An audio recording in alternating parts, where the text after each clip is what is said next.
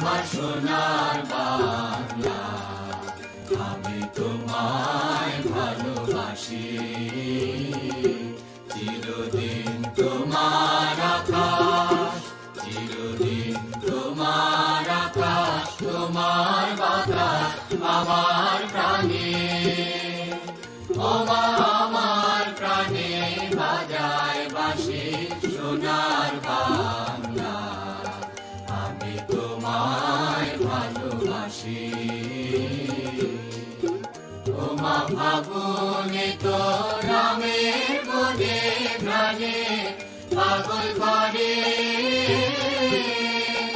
মরি হায় হায় রে। ওমা ফাগুনে তো আমের বনে প্রাণে পাগল করে।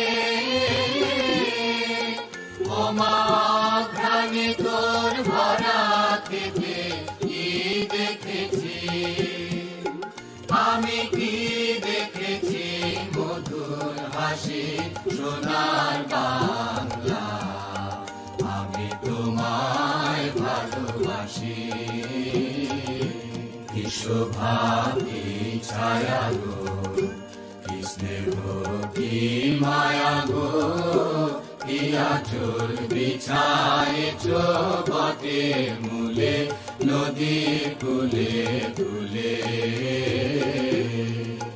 মাতর মুখের বাণী আমার কানে লাগে সুধার মতো মরি হায় হায় রে। মাতর মুখের বাণী আমার কানে লাগে সুধার মতো। মাতর বদর খানি মলিন হলে আমি নয়ন, ওমা আমি নয়ন জলে ভাসি সোনার বাংলা, আমি তোমায় ভালোবাসি।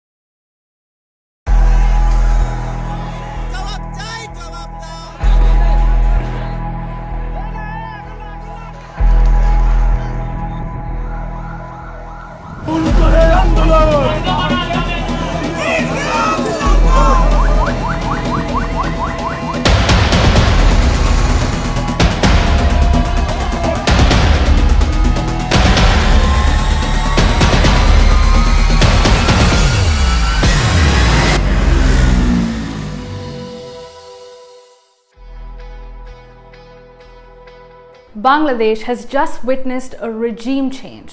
Its former Prime Minister Sheikh Hasina was ousted after weeks of protests against her, bringing an end to a 15-year-long rule. The collapse of her government happened slowly and then suddenly, and she's blaming the United States for it. So did the US really topple Hasina?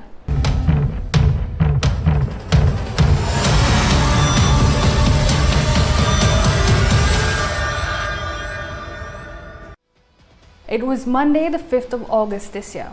Hundreds of thousands of protesters were at the doorsteps of Dhaka in Bangladesh. They were moving towards the Gana Bhavan, the Prime Minister's official residence. And what did they want? They wanted Sheikh Hasina gone. They were ready to storm the Queen's palace. And this wasn't their first attempt. The first attempt came on Sunday, when the outskirts of the capital flooded with angry protesters caught in the crosshairs of the police and the military. About 100 died on that day alone. By Monday morning, the total death toll had crossed 300, and most of these deaths were attributed to the high-handedness of the law enforcement. And the new day was not looking good. Members of her inner circle advised her to take a step back and transfer power to the military. This was when Hasina was faced with a choice. Either she could crack down harder or she could resign, handing over the reins to the military. Well, at first, she chose the first option. Tighter curfews, internet curbs, a countrywide shutdown of Bangladesh. But there was a problem. The law enforcement agencies were no longer using force to stop the deluge of protesters. Hasina made frantic calls for about an hour to convince officials to keep the approaching tide at bay. Frustrated, she reminded them of loyalty and of trust. After all, Army Chief Waqaruzzaman is her own relative. But they all had one view. They could no longer protect her rule. It was clearer now that her time was almost up. The sea of protesters was only 45 minutes away, but Sheikh Hasina did not relent. She was not convinced. That's when her family stepped in. When her sister and her son spoke to her, she finally agreed to resign. But resigning wasn't enough anymore. It was time to leave everything behind. Her seat, her house, her country. She wanted to record a speech, but it was too late. She would be risking her life by staying, and if she survived, a possibly long jail term. It was time to let go. She arrived at the airbase adjoining her residence, and that was it. She was seen fleeing in a dramatic escape. The only female leader of a Muslim country had been toppled. This was a historic ouster. These were the scenes when the protesters got to her residence. They went on a rampage. The Prime Minister had been overthrown. Hundreds more died across Bangladesh. This time, the tables had been turned. The Awami League leaders were on the run. Minority Hindus and Christians were now targets of Islamist mobs. Certainly, this was not how Hasina would have imagined the end to her legacy would be. After all, she was known for bringing development and economic growth to Bangladesh, pulling millions out of poverty like no other leader before her. So what happened? Well, one might say that she had ruled long enough, 20 years in total, which is a long time. She faced anger and anti-incumbency. But what was the trigger? Then one might say it was the quota issue. But the quota issue began with a court ruling, not by Hasina's order. And the Supreme Court struck it down, so it was no longer a problem. But the anger on the streets continued. Violent repression of the protests and clashes between student groups caused hundreds of deaths. This was the final trigger. Sheikh Hasina was the one-point target, but these events were long in the making. This had all the makings of a color revolution. Now wait. Didn't Hasina plan to make a speech before she left? What was she going to say? Well, it was not just a defense of her actions or a reminder of her family's legacy. Parts of this alleged speech landed in the media, and there it was, the mention of the United States. You see, Hasina blamed the US for her ouster. Here's what her message was, and I quote, "I resigned so that I did not have to see the procession of dead bodies. They wanted to come to power over the dead bodies of students, but I did not allow it. I resigned from my premiership. Now, here's the bombshell. Sheikh Hasina said, "I could have remained in power if I had surrendered the sovereignty of St. Martin's Island and allowed America to hold sway over the Bay of Bengal." Those are very clear words. America and St. Martin's Island. Perhaps she felt that she had nothing to lose anymore, so why not take some names? The story did the rounds globally. But hours later, her son Sajib Wazed, who lives in the US, said that these reports were all false and fabricated. So what's the truth? It is still not clear, but one thing is for sure. Declining relations with the US had been gnawing at her for years. Months ago, she had said something similar. "If I allowed a certain country to build an airbase in Bangladesh, then I would have had no problem." The offer came from a white man. She had even stepped up in the parliament and said that the US was attempting a regime change op against her, similar to the Arab Spring. So what was the US really doing? Well, from the outset, the Biden administration had been taking an awfully keen interest in Bangladesh, bringing up democracy, calling for free and fair elections, imposing sanctions, engaging with the opposition. The US did it all, especially since 2021. It imposed sanctions on the Rapid Action Battalion over human rights violations. It restricted visa access, denying visas to those it believed were undermining the election process. Bangladesh was also not invited to the US democracy summits in 2021 and 2023. But do you know who was invited? Pakistan, where the military rules the roost. It was clear that the US wanted something from Bangladesh. They wanted Bangladesh to sign defense agreements, but Hasina stood in the way of it. And finally, the demand for a military base, ostensibly in St. Martin's Island. Now, this is St. Martin's Island. It's a small coral island to the southeast of Bangladesh in the Bay of Bengal. It has an area of only 3 square kilometers and a population of 3,700 people only. Now, it may seem insignificant before you see the geopolitics of it. You see, it's the southernmost part of the country, just 9 kilometers away from Bangladesh mainland and 8 kilometers from Myanmar. That's right, Myanmar, a nation embroiled in chaos, facing crippling sanctions from the US, where the military junta is fighting off an array of rebel forces, where weapons flow in and drugs flow out freely, and where China stands exposed with its soft underbelly. China has been playing both sides in this conflict, but it isn't just China that's exposed. India too has seen a spillover into its northeastern borders. Refugees, drugs, weapons, and conflict. But the security situation remains fragile here.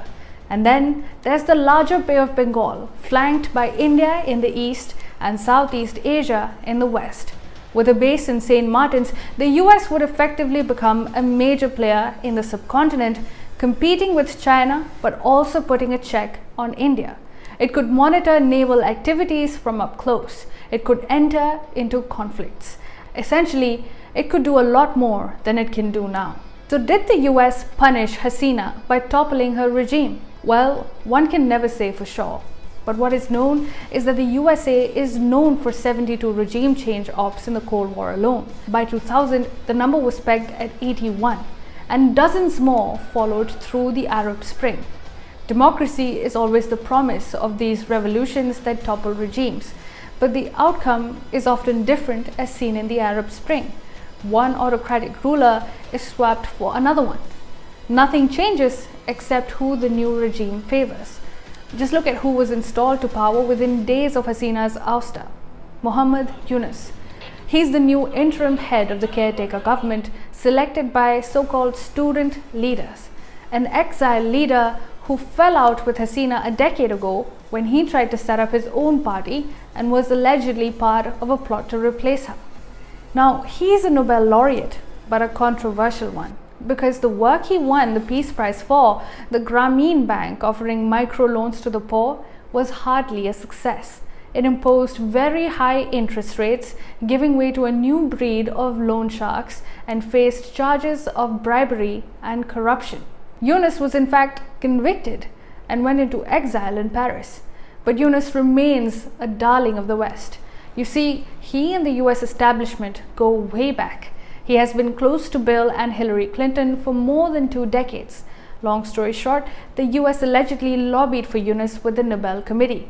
American taxpayer money poured into Yunus's Grameen Bank when Hillary Clinton led the State Department. And money from Yunus's companies poured into the Clinton Foundation. In fact, Yunus was one of its biggest donors. Are you catching the drift yet? So Yunus is likely to stick around with the support of Islamist parties, the BNP and the Jamaat-e-Islami, members of which have been inducted into his government. It remains to be seen which direction Bangladesh takes in these new circumstances.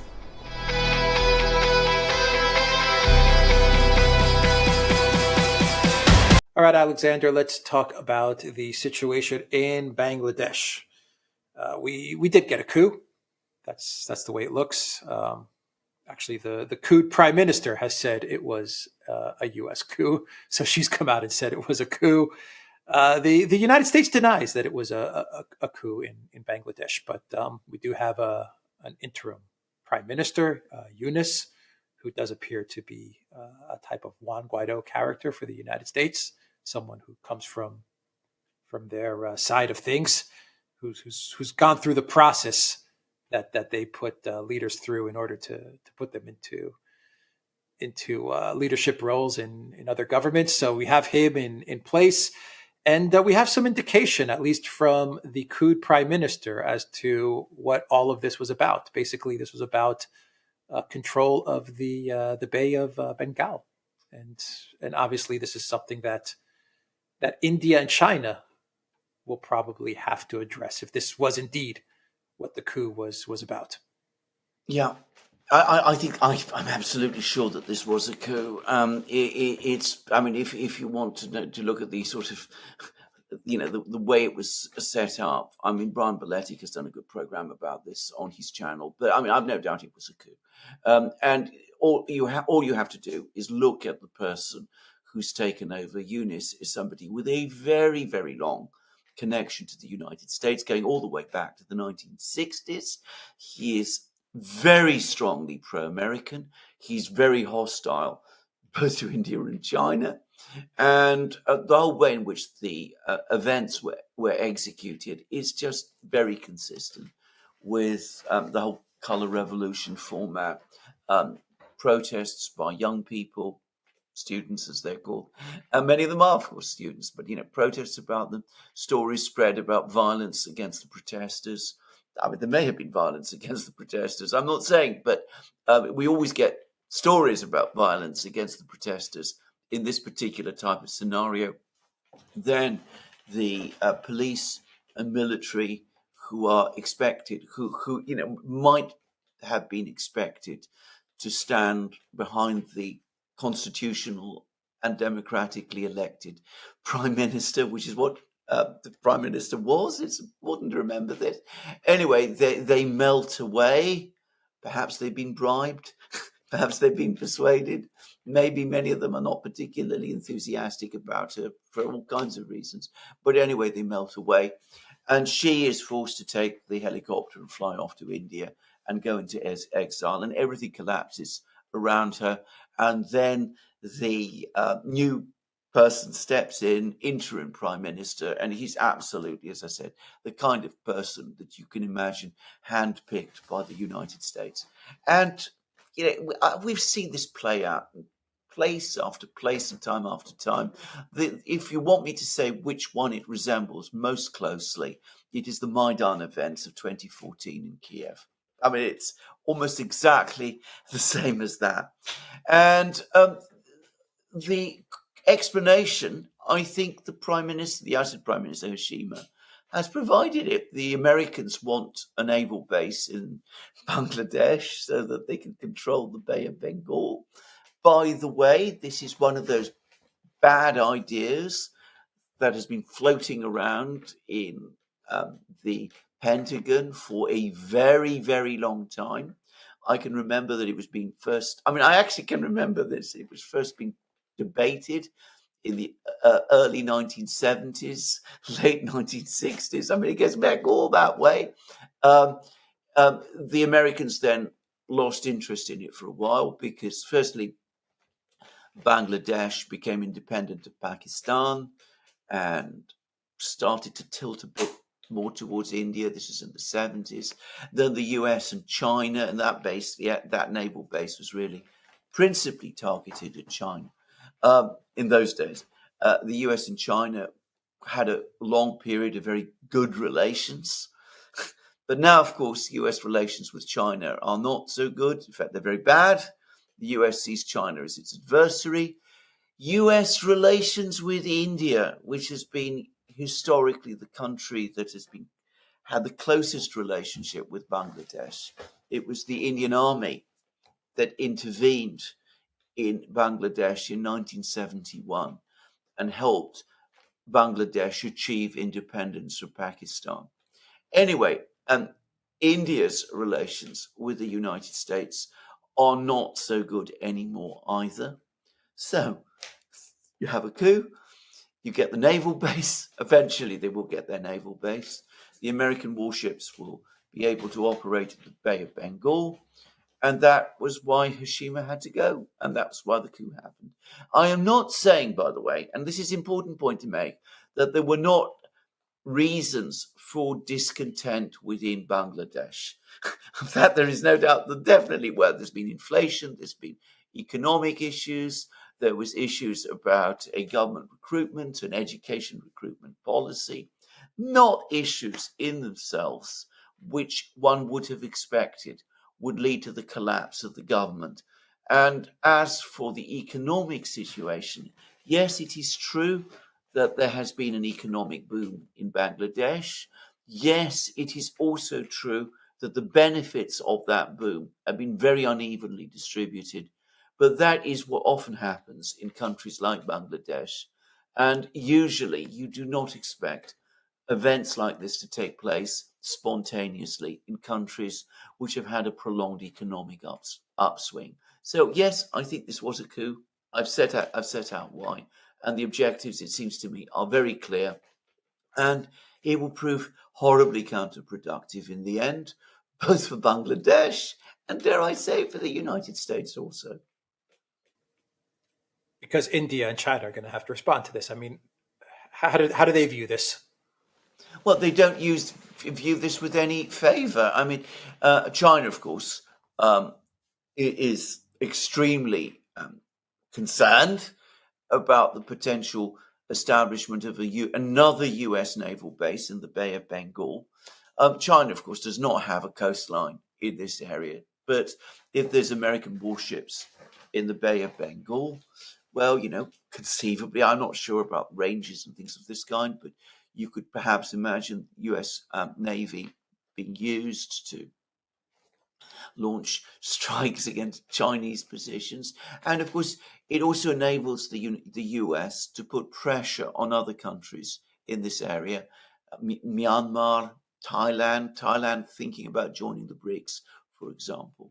It creates another pressure point that the United States could potentially use against China. So the Chinese are obviously not happy, but the country that is most unhappy and most concerned is India. Hiroshima, who was the Prime Minister of India, Bangladesh, the one who's just been overthrown, a very close ally and friend of India's. Her father, Sheikh Mujibur Rahman, whom, by the way, just remember, he was the independence leader in Bangladesh. He was somebody who was very close to India, and she has been very close to India also. So what's happened is that a pro-Indian government has been overthrown in a country that neighbors India. It's been replaced by a pro-American government, and the Indians are not going to be happy at all about this.